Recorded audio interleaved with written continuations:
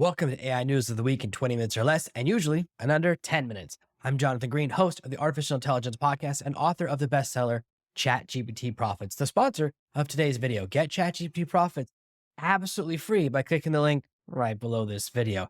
As always, there were dozens of stories that didn't make the cut this week. We only cover stories that affect how you can use AI to run your business. My goal is to give you as much information that's useful to your life in as little time as possible. Let's get right into it. Can we fire up that theme?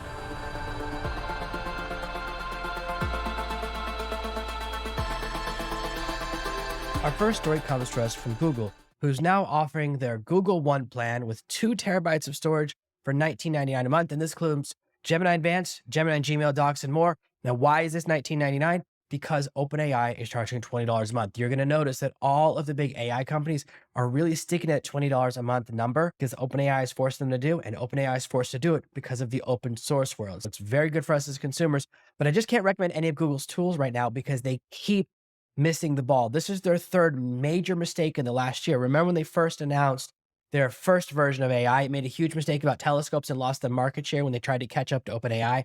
Then they released their first video announcing Gemini Ultra, and what happened? They faked the video. That's mistake number 2. Mistake number 3 is that they programmed their AI image generator to be so racist that you could get in trouble even if you asked it to make a vanilla ice cream. It would refuse to do it and only make chocolate. I don't know what they were thinking. If you saw all of the news this week, everyone was dunking on Google. They've got a lot of news stories, all of them negative. There's too much bias in a tool. You couldn't get it to create an accurate Viking, an accurate Irish person, an accurate Scottish person, any historical figure. And at first they turned off people and said, I'm not allowed to do people. So if you ask for a picture of a crowded mall, it would do an empty mall. No other AI tool had this problem because this is the first AI tool programmed to be racist. This is their third swing and third miss. As far as I'm concerned, Google just is out of the AI race. Maybe in a year they'll have another chance, but for now, do not waste your time. That $20 a month is one of the worst investments you can make because the tool is inaccurate.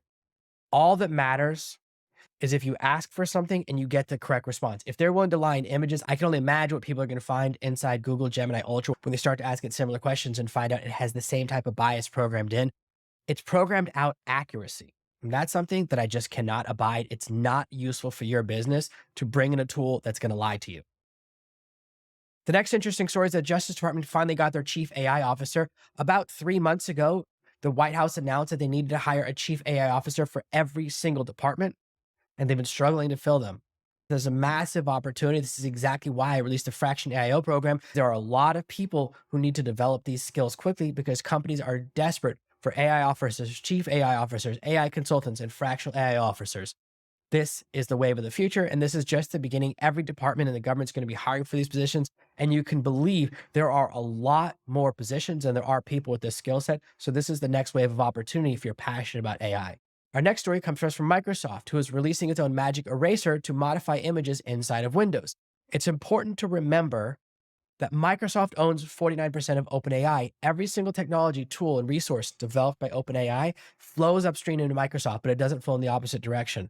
That means every time they have a new update to DALL-E, every time they develop a new text generation model, everything that happens in Sora, all of that will eventually end up in Bing and Copilot. Just part of their partnership, so this tool does not surprise me in the least. Our next story, very exciting. Stable Diffusion version 3 is here. Most image generators are built on top of Stable Diffusion.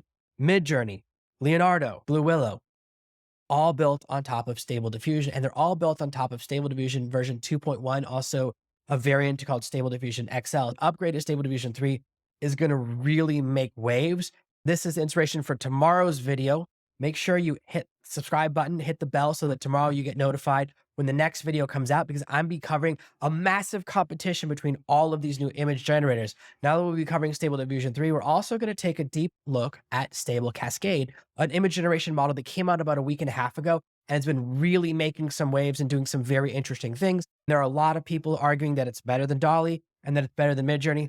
We're going to find out in tomorrow's test. It's important to keep that on your radar.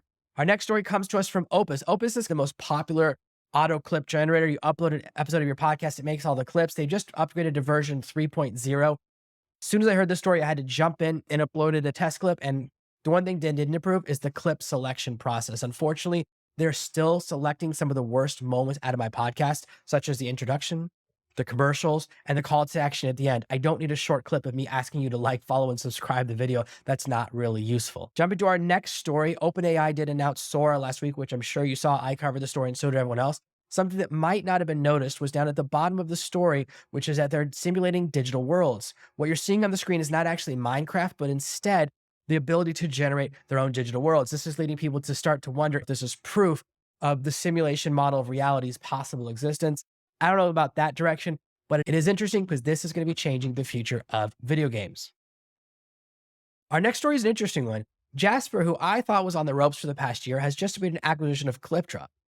Jasper for a long time was the gold standard in AI generation. It's built on top of OpenAI's API, but then ChatGPT 3.5 came out and made Jasper irrelevant. It cost significantly more money for a less powerful tool. Why would anyone do that? However, ClipDrop is one of my absolute favorite tools, and they purchased it from Stability AI, who we just talked about. They're the people behind Stable Diffusion, which is the main image generation tool. ClipDrop has my favorite uncrop tool, my favorite background removal tool, and has so many other amazing tools. I have a feeling this means they're going to increase the pressure on their pricing model. So look for them to take away more and more of their free features in the future. Final and most significant story comes from OpenAI themselves. They finally made the change that I've been asking for, which is a page that actually tells you about the actual GPT before you activate it. Now, when you click on Tiffany Kingfisher, my free prompt, which you can get right below this video, you can see how many people are using her. You can see a little description, the picture I've created, but you can also see ratings when people start to rate and how many people are using it. This is important because they have seen some of my favorite GPTs that are public. People are releasing GPTs with similar names or even the same name to try and trick you into using their tool. Very dangerous, and I don't want that to happen to you. Now we have the ability to rate, and let me show you exactly how to do that. Go into a conversation with any GPT, and you'll see in the top left corner, there's a new option. Now, when you click on the name of the GPT, you can see new chat, about, privacy settings, and the ability to review, report, or share chat. Let's click on Review GPT. Now we can give it a little star rating and include a little message about it. I'm a big fan of this, so I'm going to give it 5 stars and click Submit. I like this tool. I was using it yesterday in a demonstration. Of course, I'm going to give them 5 stars. This is the final most important story of the week because it means we no longer have to rely on OpenAI putting their thumb on the scale about which GPTs we should use. Instead, we can let the most powerful, useful, and popular tools rise to the top. This means it will become a meritocracy, and that has me very excited. That's your AI news of the week from us here at Serve No Master. As always, we give you only the information you need and none of the fluff. We'll be back next week with another episode of all the AI news you need in 20 minutes or less. Please subscribe, follow, hit the bell, whatever you have to do to get notified so you can save time every week. I read hundreds of stories and distill them down to only what you need in 20 minutes or less. This is Jonathan Green signing off. Thank you so much for watching. If you liked that video, I think you're going to like this one or maybe even this one. Check them out.